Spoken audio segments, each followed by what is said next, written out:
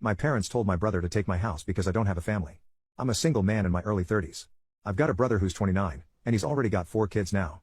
He had his first at 22, and the second followed a year later. Then the third 2 years after that. And the fourth is the most recently born a couple months ago. His wife, my sister-in-law, and I do not get along as she always likes to try and get a rise out of me by acting superior. Then turns into an extreme self-victimizing drama queen if I retaliated against her in any way. She can cry in an instant and can put on an extremely convincing show to get sympathy from just about anyone. My parents and brother absolutely adore her, even though they know exactly how she really is and just don't care. She's very good looking, I'll give her that. But she's so awful that I could never be attracted to her. She also refuses to get any sort of job, even though she has a college degree, and my mother willingly helps with the kids all day. So their finances are entirely dependent on my brother. This also means they can't afford to live anywhere but my parents' house. And privacy is a bit of an issue with all of them under one roof in a 3-bedroom house that was built in the 60s. Growing up, my younger brother was also the obvious favorite. We're 3 years apart in age, but he developed a superiority complex because I was badly punished if I retaliated against his antics in any way back then. It was obvious my parents cared for him a lot more because he got the lion's share of everything unless people called them out on it. Which did happen a fair bit by other members of family. Which is why my parents packed us all up and moved us about 150 miles away from them, so they generally would see us on holidays since it was a 3-hour drive. My brother got physically abusive towards me on a number of occasions, flirted relentlessly with my first girlfriend to the point she broke up with me, and laughed at any misfortune I had. And my parents just told me to suck it up whenever I was upset about it. I only got equal treatment when my parents wanted to keep up appearances. I admit it was rather funny to see the looks on their faces whenever they had to treat me equal to my brother on birthdays and Christmas because other people were present. We had relatives that were very nosy, and loved gossiping drama. So my parents did their best to hide what was really going on, and threatened to take all my stuff away if I didn't keep my mouth shut. If anything, it just made my parents celebrate more when I turned 18 and moved out because it meant they no longer had to provide for me. I wasn't even done with high school yet when I moved out. But couch surfing was far better than living with them. I was low contact ever since leaving home. They didn't even show up for my high school graduation. But I really didn't care. From that point on, I would usually only see my parents and brother on holidays like the rest of the family. The start 2020 pandemic was not kind to me. I lost my job, and couldn't renew the lease on the condo because my roommate also lost his job and neither of us could afford the place on unemployment money. It was a rented 2-bedroom condo that I really loved. As the lease was ending, my roommate left early to move back in with relatives, and I had to sell nearly all of my stuff because I was soon going to be homeless if I didn't downsize to an extreme. I really shouldn't have rented a place that was so expensive. But I liked living the high life. Until that life wasn't kind to me. And I realized I should have been living somewhere far cheaper so I could have saved more money to fall back on. But I had a plan. I own a truck simply for the fact that I've always loved trucks, so I found a $1,000 camper in good shape and put it on my truck just so I could live out of it for a while. It was supposed to be temporary, but I ended up living out of it far longer than I ever thought. I originally was hoping to be able to live out of the camper at my parents' house, where my brother and his family still reside as well. But when I asked my parents to let me stay for a while, they told me they had a full house, and didn't want me there. Plus, we hadn't exactly gotten along in the past decade. They said they'd only agree to let me park my camper there if I paid them basically what it'd cost to rent an apartment in my area. That was way too much just to park my camper. I was jobless and trying to save as much of my unemployment money as I could till I could find a new job. I may as well be living in an apartment with that rent price they were asking. My parents called my camper an eyesore and told me to take a hike since we couldn't come to an agreement. And sister-in-law thought it was absolutely hilarious I had to live in a camper. My brother joined her in pointing at and mocking me while calling me a homeless bum. I parked my truck/camper in a store parking lot to sleep on the first night that I had nowhere else to go. I felt scared out of my mind that someone might try to break in. Suffice to say I didn't sleep well that night. There was nowhere else I could go as any other relatives that owned houses were fairly far away, and all my friends were all apartment people. And I was pretty attached to my area as well. So I didn't want to just leave. I'd also had my mail forwarded to a friend's apartment. It was the only way I could still get my mail anymore. Finding a stable place to park was pretty difficult. I went looking around to try and find a job similar to my old one. It took months of living the nomadic camper life. In that time, I had to deal with a lot. Everything from beggars and drug addicts, to people demanding I leave because my camper was an eyesore. At one point someone who told me to move claimed to be with an HOA. I wasn't even parked on a street with houses. And when I questioned what HOA, they got incredibly belligerent and threatened me. I moved my camper anyway just to avoid the trouble. In order to have a steady supply of electricity, I learned to use a long extension cord to plug in anywhere I could to recharge my camper batteries. This meant sneaking around and plugging it into an outside outlet of a random building while parked on a street. I know that's a crummy thing to do. But I had to keep my batteries charged so my refrigerator would stay cold. I had a small solar power bank for recharging my phone. But I didn't have anything like a generator. And generators are noisy and require fuel anyway. So I did what I had to do. After months of living like that, I finally managed to get a new job. I had to move to the neighboring city to find a job that didn't involve retail. I worked retail while in college and promised myself never again. Though I was nearly ready to break that promise. I was still getting unemployment money. But I had no stable place to live while receiving it. And I didn't want to still be jobless when it ran out. Plus I was bored out of my mind. I had little else to do but read, watch movies on a small portable DVD player, use my phone or laptop, and keep note of where I could park and what local public bathrooms I could use. I kind of envy that the Japanese have public bathhouses. We could really use stuff like that over here. When I finally landed a new job, I practically lived in the back lot of the building by the warehouse in old employee parking spaces literally no one else seemed to bother using because they were so far in the back that the area was borderline forgotten. My boss/company owner actually liked this arrangement because I was willingly available to take any shift I could get, so long as I had enough sleep. He even let me take the camper off my truck and set it up in one of the spaces so I could drive around without it. Not exactly sure if this was legal, but no one bothered us about it. The entire time I lived back there, I didn't have to deal with many trespassers. There were a few, but the security guards escorted them out. I was pretty much on call almost all the time when they needed me, and was working virtually every day of the week. My boss let me plug my camper into the building for power and water, and I paid a small amount of rent by working for free on Sundays when no one else was in the office but the janitor and security guard.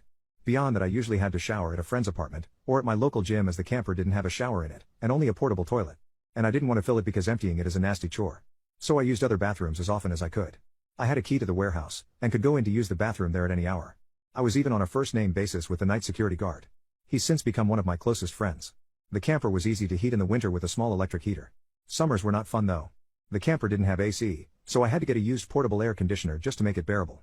I made a lot of overtime pay, and hands-on learned some new skills from other employees. Eventually midway into this year I landed a better position in the company as a supervisor, and started making a better salary than my old job. That's when I decided I wanted a house. The scare I'd gotten from losing my condo made me realize I needed something much more stable for the long term. I looked around for something close to my work, and just 2 miles away found a 3-bedroom manufactured home on a small property. But I managed to get it for $10,000 less than the asking price somehow. I used nearly my entire savings for a down payment and got approved for a home loan. I finally didn't have to live in a camper anymore. There was enough space for me to back my truck in behind the house to take the camper off to set it up in the backyard. So I put it there as its own little building just in case I want to use it again. When I was fully settled in the house, I was dumb enough to brag about it on my book of faces. My family saw the post, and that's where this stuff really starts.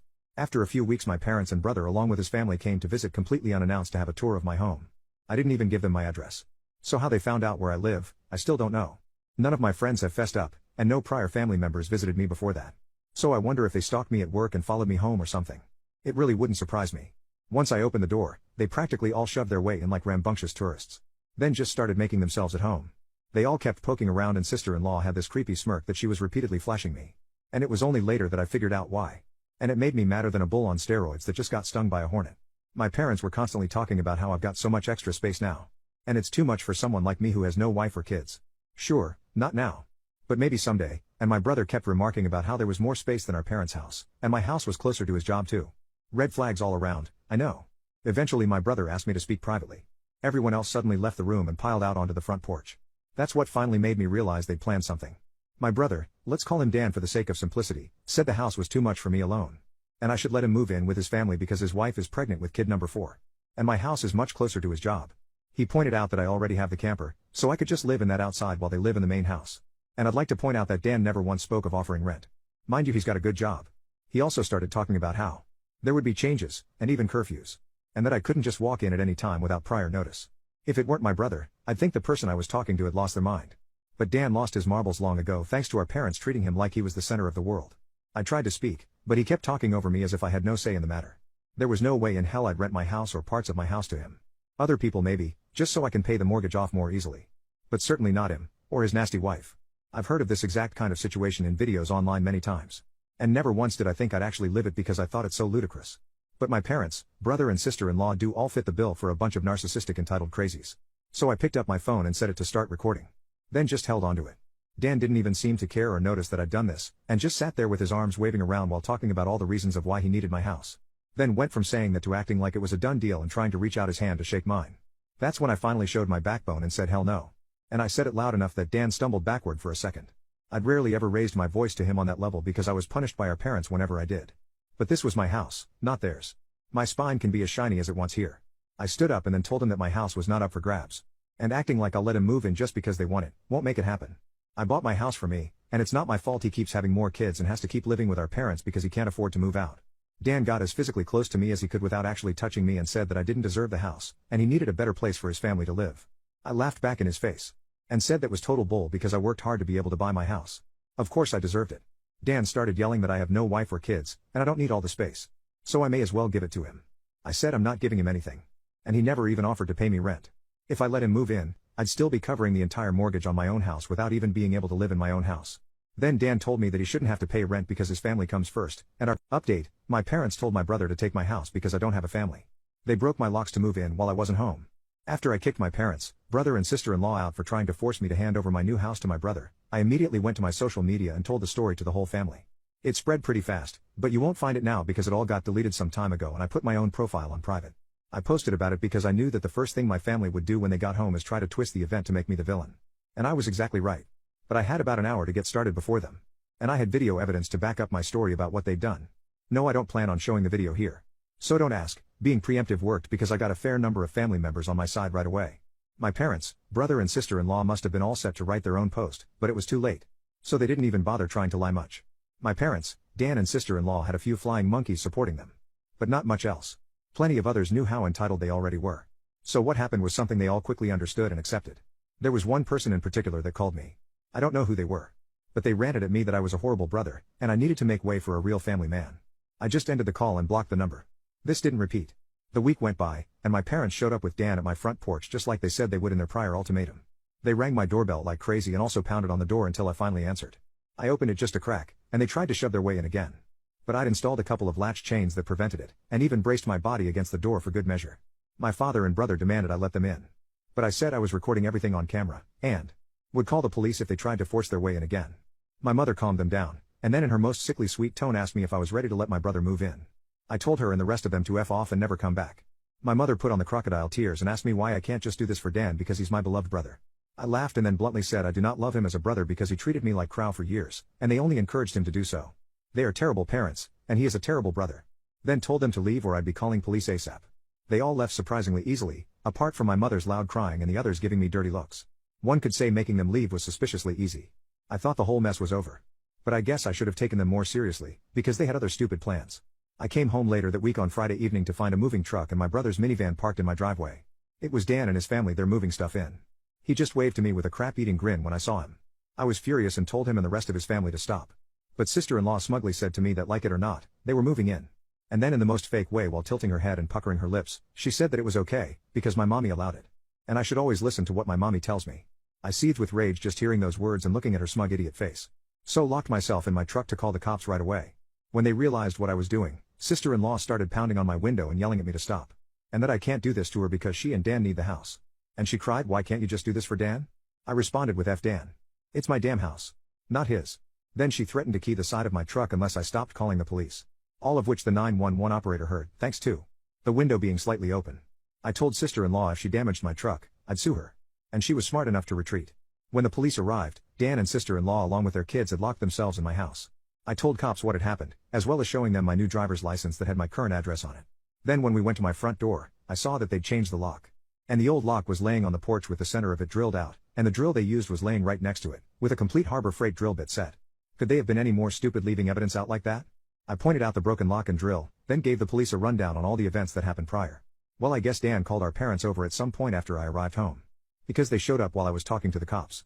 My parents immediately lied and started saying that I'd agreed to rent my house to my brother and his family. I said that was an easily provable lie one way or another. So Dan and sister-in-law finally came out of my house with some papers in hand. They both looked super smug, like they'd somehow outsmarted me. They'd actually drawn up and printed out a fake rental agreement. But my signature was not on it. There was one, but it looked nothing like my handwriting. I don't think any of them have ever actually seen my signature. So that was incredibly stupid on their part. I told my parents and Dan that was stupidly blatant fraud. And if the cops investigated, they'd easily figure that out. And I don't think going to jail and court would do them any good. It could even make Dan lose his job. Which is his only means of providing for his family.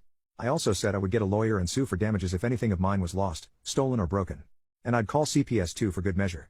Dan went white and looked really scared when I said all that, but my mother got between us and doubled down about how I should just do this for Dan, and live in the damn camper so they can finally have a family home to themselves. I yelled at her that if she thought it was such a good idea, she could do it for Dan herself and let Dan have her house to himself instead. The cops separated my mother from me and I said I wanted them all out right now, or I'll press charges. I stated in a shout about how they drilled out my front door lock to break in. The lease papers were obvious fakes, they badly forged my signature, and I have recorded video of sister-in-law attacking me. Those are felonies I could F over their lives with if I wanted. And if they didn't leave, that's exactly what I'd do. The only reason I hadn't already was for the sake of Dan's kids. So they have one chance to get the F out. The moment my parents heard that, I think it finally clicked that they could not force me to do it for Dan. My mother surrendered and said she'd put an end to this. Then she went over to sister-in-law and spoke with her quietly for a minute while my father spoke to Dan. Sister-in-law instantly started loudly crying and ripping up the fake rental papers into tiny bits and tossing them like confetti, only to have an officer tell them to pick up the bits of paper or he'd cite them for littering.